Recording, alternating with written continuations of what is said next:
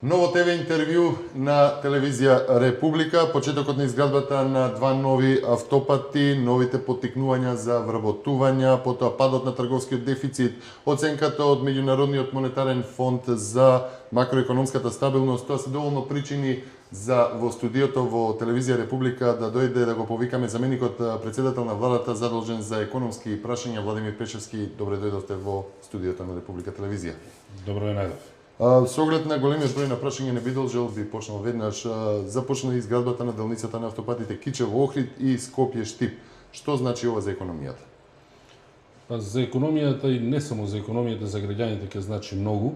Значи ова е трет голем автопат што го почнавме, зборам за последниот, значи вкупно се три, да не ја заборавиме Демиркапија Смоквица, најтешката делница од коридорот 10, и два за равномерен развој на државата, еден нов автопат кон Источна Македонија и една сериозно долга секција од коридорот 8 кон Охрид, значи од Кичево до Охрид.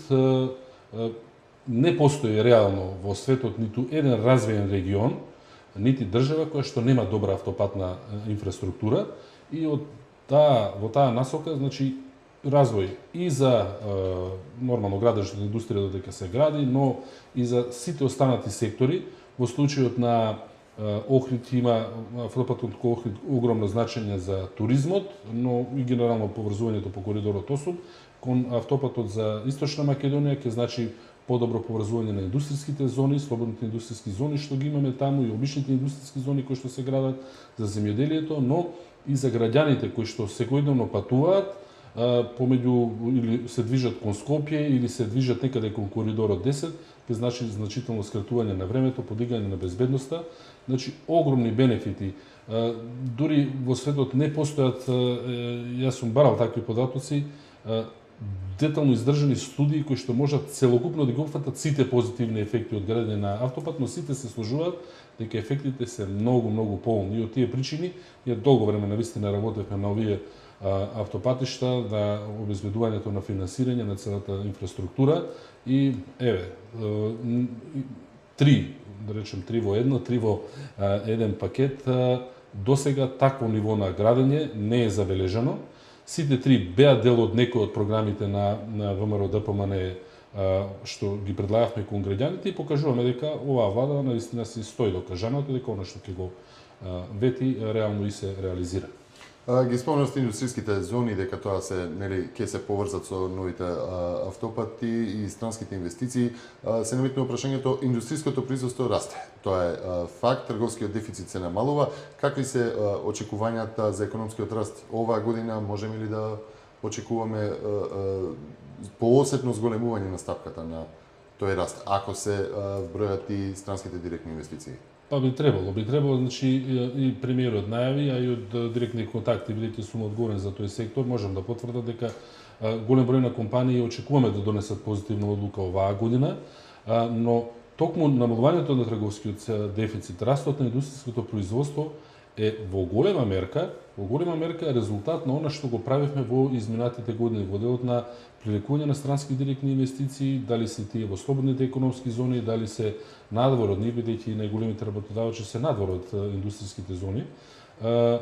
Сето тоа придонесува за многу значително зголемување на извозот и со тоа намалување на трговскиот дефицит. Но крајната наша цел сепак е создавањето на нови работни места, бидејќи индиректно тоа е она што ја решава економијата, тоа е она што доведува до поголеми стапки на раст.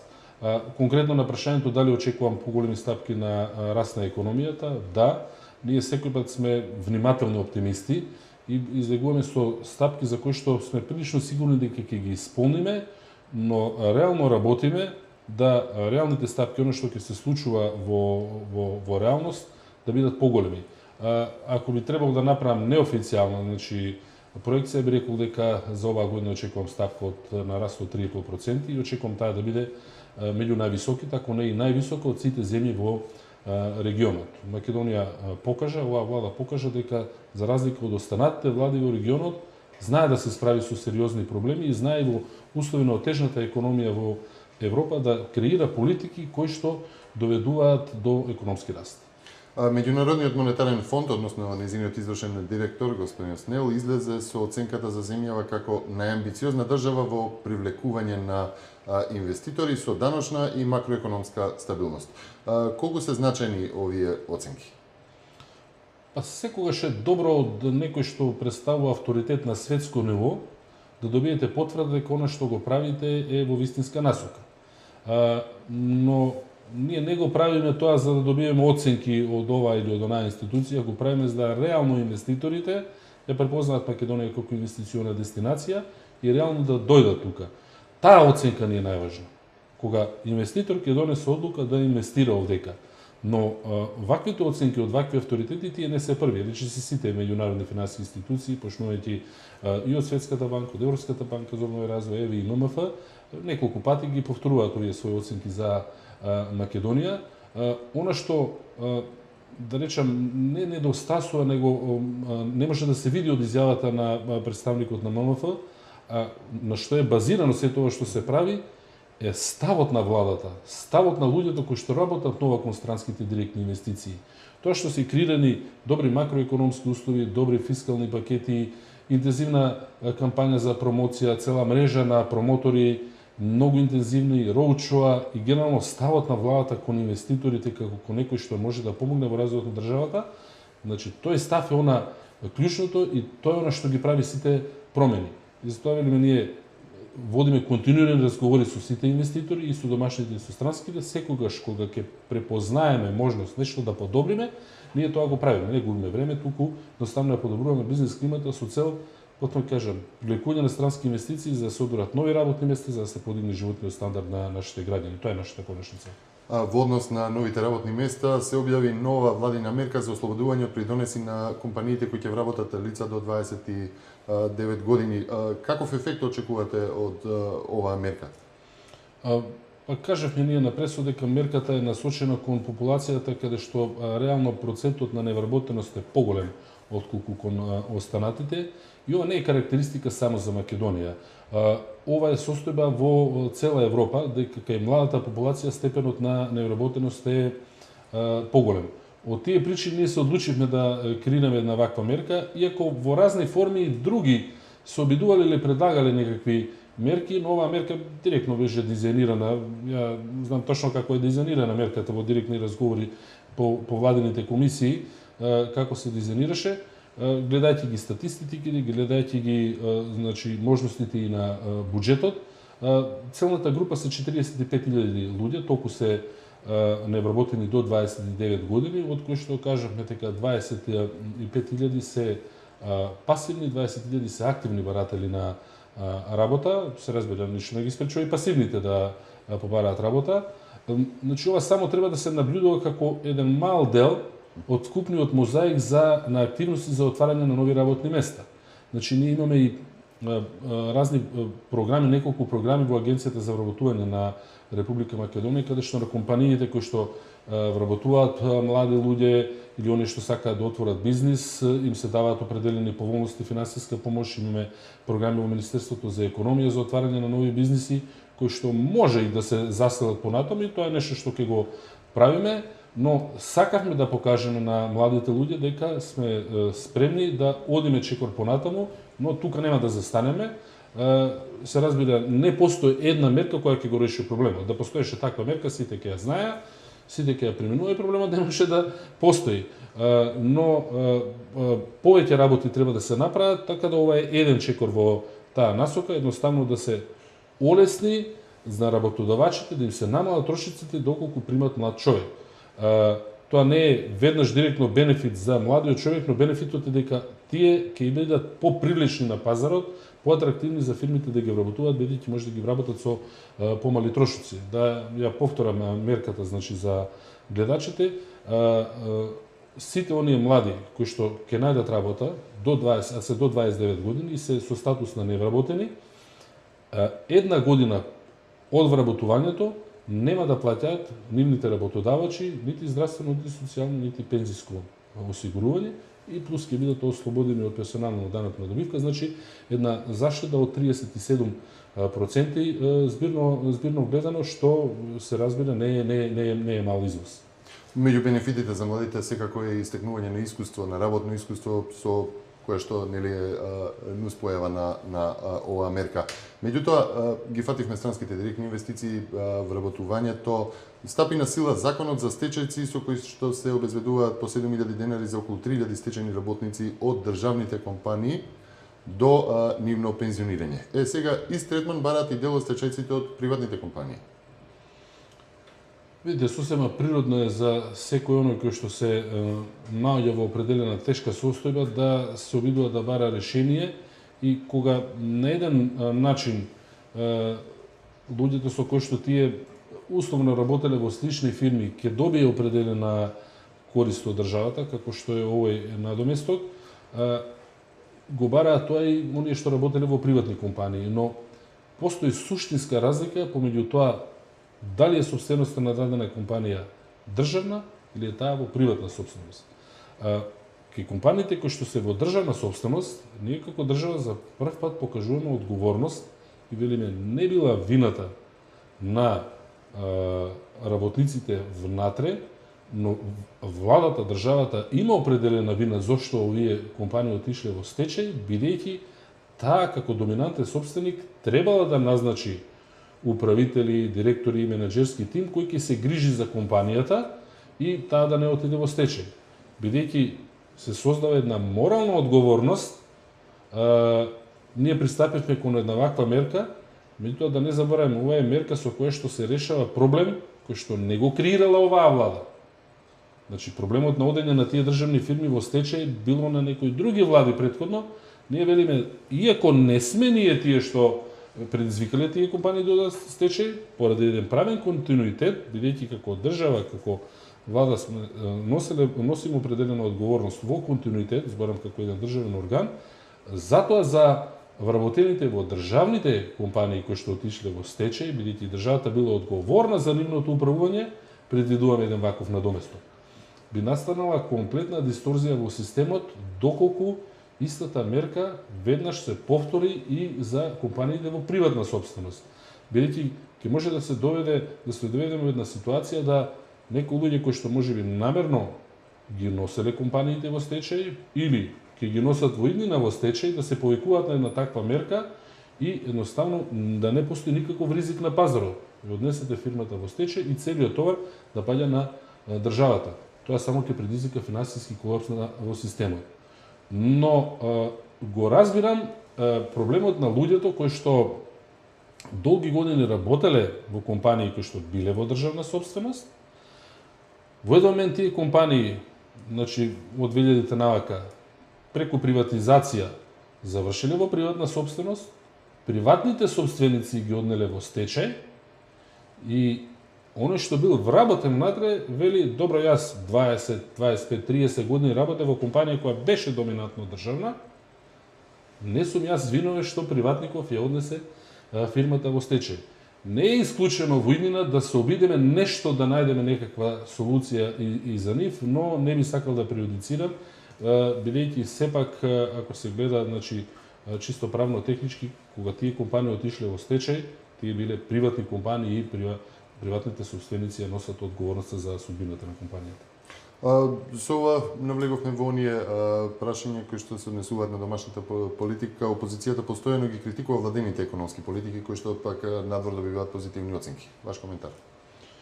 Па добро, работа на опозицијата е да критикува во нивната борба за власт. Ние она што сакаме да им порачаме да бидат малку попрецизни и подетални во анализите, бидејќи со неколку мерки до сега што излегуваа како предлози, на прв поглед делуваат симпатично и привлечно, но ако се навлезе во анализа на истите, ќе се види или дека се нелогични, или дека предизвикуваат сериозни импликации врз буџетот за кој што нема одговор од кај ќе се изнајдат тие средства.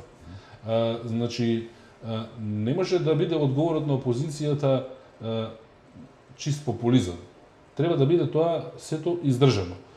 И во таа насока добро е што даваат предлози, добро е што некој пат критикуваат, во крајна линија и нас не прави да бидеме повнимателни кога ги креираме мерките, но ми се чини дека би било добро и за нив и за државата малку по-детално да влегуваат во анализите, значи на сите дополнителни ефекти кои ги предизвикуваат мерките што тие ги предлагаат. Во однос на критиките за нашите мерки, значи доказот е во резултатите.